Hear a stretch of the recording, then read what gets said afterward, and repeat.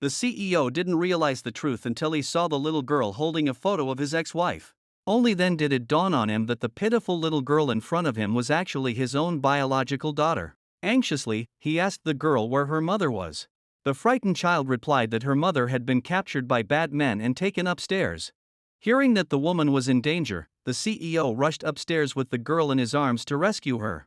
Unexpectedly, they ran right into the woman, who had just managed to escape. But the gang of thugs was still chasing her, forcing her downstairs. Exhausted, the woman was eventually caught by them again. Just as she was about to fall back into their clutches, she shouted to passers-by for help.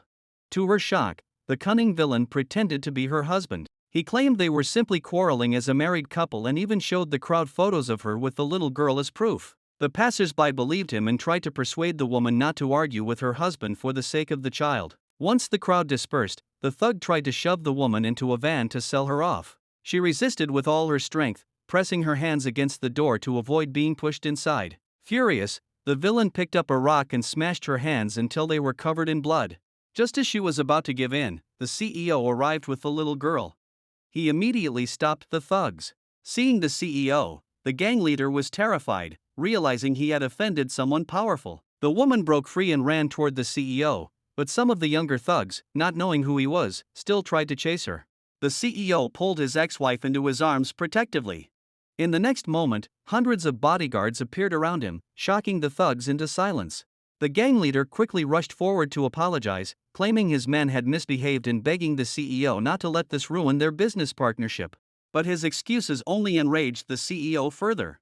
On the spot, he terminated their cooperation and ordered his bodyguards to punish the gang severely, breaking the hands that had dared to touch the woman and throwing them onto the street to beg. The woman, who had lost her memory long ago after an injury, felt a strange familiarity toward this man who suddenly protected her. After dealing with the thugs, the CEO checked her wounds. Just as the two were about to reunite, the woman collapsed from exhaustion. He rushed her to the hospital, where she lay unconscious on the bed after emergency treatment. Seeing the worried little girl, the CEO tried to comfort her, but before he could, the girl thanked him first. Having grown up without a father, she felt warmth from him for the first time. She then asked happily if he could be her dad. The girl explained that her mother had been raising her alone, working several jobs and even delivering food while carrying her along because there was no one else to look after her. Hearing this, the CEO became even more certain that this strong woman was his wife, who had cared for him during his blindness.